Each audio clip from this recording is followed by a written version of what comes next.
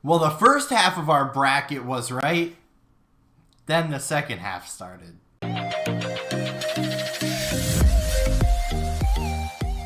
What's on, guys? J-Hoyd back with you today. Welcome back to Call of Duty Modern Warfare 2. We are back here with the Post-Major 2 recap. And like I said in the intro, we started off pretty good as far as our predictions go. All but one matchup being correct. And then the rest of the tournament started. And yeah, we did not do very well in the second half of the event. So let's start, of course, with our top team, starting 1 versus 8, Optic Texas. Got this one right. We predicted Optic to win. That one goes game 5. Optic wins. Second matchup, we predicted the upset, if you want to call it that. There was the 5th seed versus the 4th seed.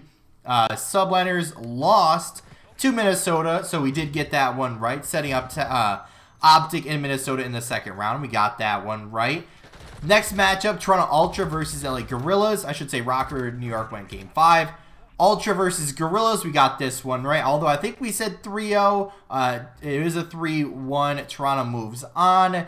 Breach versus faze. This one a little bit closer than expected. Faze does end up winning, though, in the game 5. Boston drops down. Faze moves on. We get that one right. Losers bracket, or elimination bracket as we are calling it now. LA Thieves versus Florida Mutineers. Pretty easy win for LA Thieves, which led to Florida making roster changes, which we'll get into in another video. Subliners versus London. New York comes out in that one 3-1. Next matchup, the only matchup we got wrong in the first round of the entire tournament. We actually predicted the Vegas Legion to win this one. They don't. LA Guerrillas win this one. Game 5. They move on. Boston Breach versus Seattle. We got this one right. Boston wins 3-1. Throughout the entirety of the first round, we only got one match wrong as far as the winner goes. As far as game count, it's so hard to tell right now with so many game 5s. And very, very strangely, there's a lot of 3-0s in this tournament as well. Second round, though, this is where we start to get some matches wrong. Optic versus Rocker. We called it a 3-0 for Optic. Well, flip that script around. Minnesota walks away with the 3-0 versus Optic. Optic to the elimination bracket. Rocker to the winners finals. The second 3-0 of the day, which is one of the matchups I definitely wouldn't have expected to be a 3-0. FaZe come out and steamroll the Ultra 3-0. They move on, right? So now we have Rocker versus FaZe in the winners finals. Second round of the elimination bracket, we have LA Thieves 3-0 in New York Subliners. Not that was super expected. We definitely would have predicted, well, actually, we didn't predict, so I can't really say that. We predicted the upset. However, we got the complete opposite. LA Thieves 3-0. Second matchup, we have the LA Guerrillas versus Boston Breach.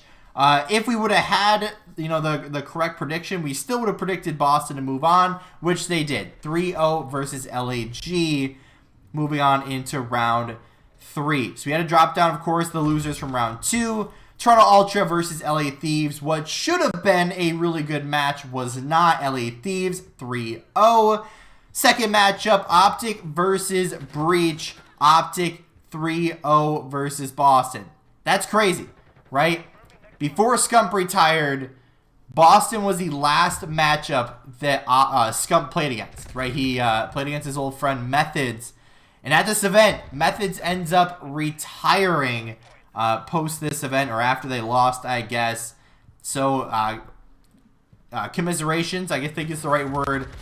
Congrats on a great career, Methods. Although, obviously, you didn't have the impact that someone like Scump did. Obviously, you were on Optic at one point. I always point the wrong way first. Optic at one point.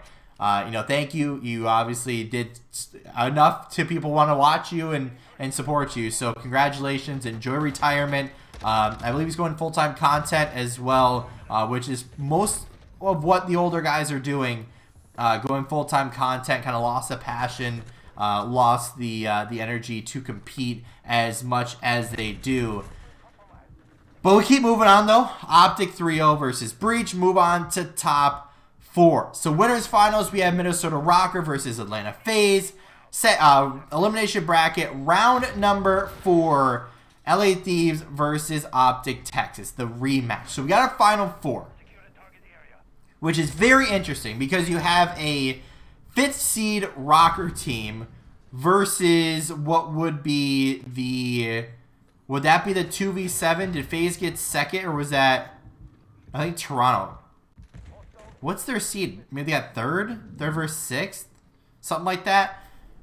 And then 1v8 in winners or losers round 4. Very interesting. Like, the good teams, the seeds, didn't matter as much as they would. And I know we're still early on. We're only after Major 2. Like, we still got 3 more majors before champs. But still, a very interesting, take on it. So we got top 4, right? Let's start in the elimination bracket. LA Thieves versus Optic Texas. This one doesn't go the way of Optic. Obviously, sucks that they went out like that. They were very close to winning Game 4, setting it to Game 5. So it definitely was close. Can we still use the excuse that they're a new roster? I mean, with all the shuffles, I think like already getting top 4 at their first kind of real event is still a very good showing. If they can get top 4 every single event from here on out and win one or even win champs, I think that's a pretty solid year. I know obviously the amount of competition in the league right now is insane, but Optic just made a roster change too. And like, I don't want to put too much onto it, but Optic get top 4, LA Thieves to the elimination bracket final. Up to the winner's side, though. Rocker vs. FaZe goes Game 5. Gotta love it. FaZe does end up walking away with the 3-2 victory. Going to the grand finals once again. A very interesting stat they showed on stream was, I think it was Simp was in 24 out of 27 grand finals out of all the events he's played. Like, that's just insane to me. FaZe, though, awaits the winner of our next matchup, LA Thieves versus Minnesota Rocker. And I don't know what it is, but either whoever loses in the winners finals usually comes out with fire and wins and then gets back to so we just have a rematch. However, in this one, LA Thieves put up a show.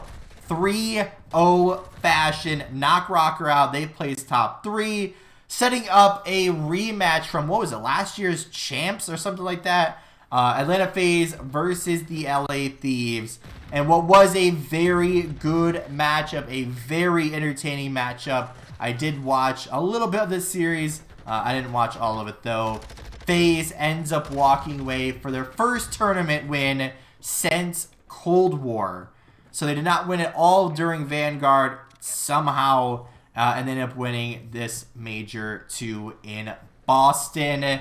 So a great showing. Obviously sad to see another COD, if you want to call him a legend, a COD veteran at least, say goodbye to them.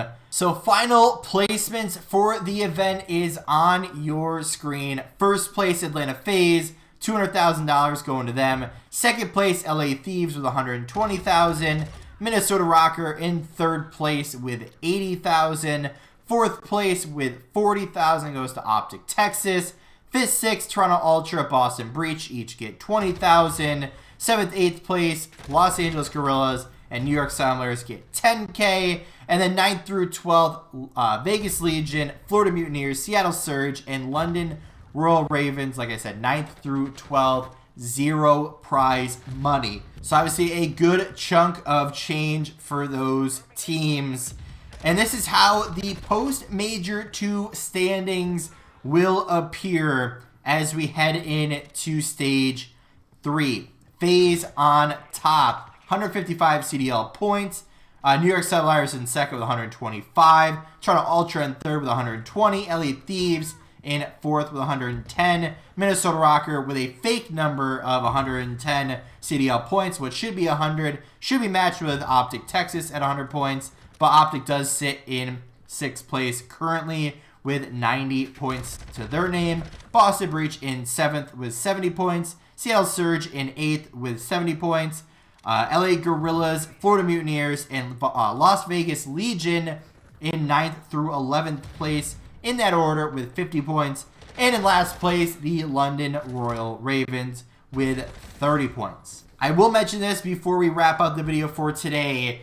There's already been announcements that at least Florida is making at least 2 players are dropped, moved to the bench, whatever. Major Maniac released, Vickle to the bench, Brack back into the team. I definitely think some more teams will make a change. More teams will, probably sign some challengers talent because a lot of the teams don't have substitute players.